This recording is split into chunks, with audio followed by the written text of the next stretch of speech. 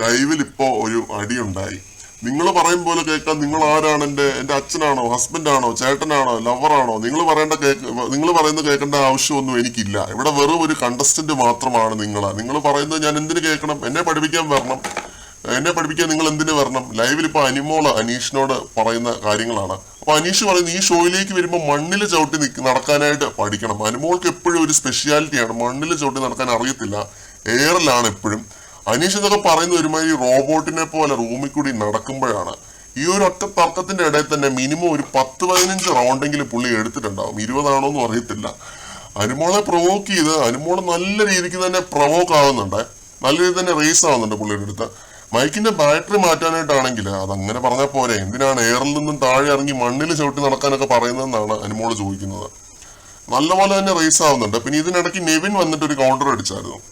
ഞങ്ങളൊക്കെ പിന്നെ തറയിലല്ലാണ്ട് പിന്നെ ചാണകത്തിലാണോ ചവിട്ടി നടക്കുന്നത്? ഒറ്റ ഡയലോഗ്, ചിരിച്ചൊരു വഴിയായി കേട്ടോ. പിന്നെ ഇങ്ങനെയൊന്നും നടക്കരുത്, മുട്ടിന് തേയ്മാനം വരും എന്നൊക്കെ പറഞ്ഞ് കളിയാക്കുന്നുണ്ട് അനീഷിനെ.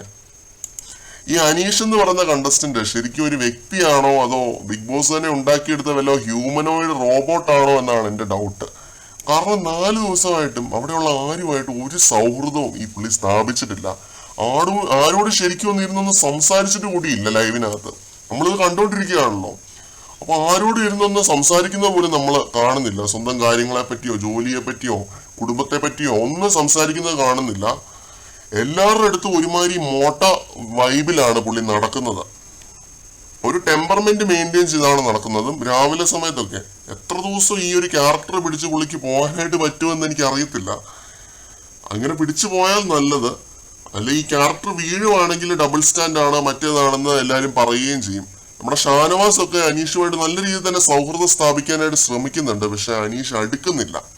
ഇനി വരും ദിവസങ്ങളിൽ കണ്ടറിയാം ഇതൊക്കെ അനീഷിന്റെ അടവാണോ ഗെയിമാണോ അതോ പുള്ളിയുടെ ബൈ നേച്ചർ പുള്ളി ഇങ്ങനെയാണോ എന്നുള്ളത്. കൂടുതൽ അപ്ഡേറ്റുകളുമായിട്ട് നമുക്ക് വീണ്ടും കാണാം.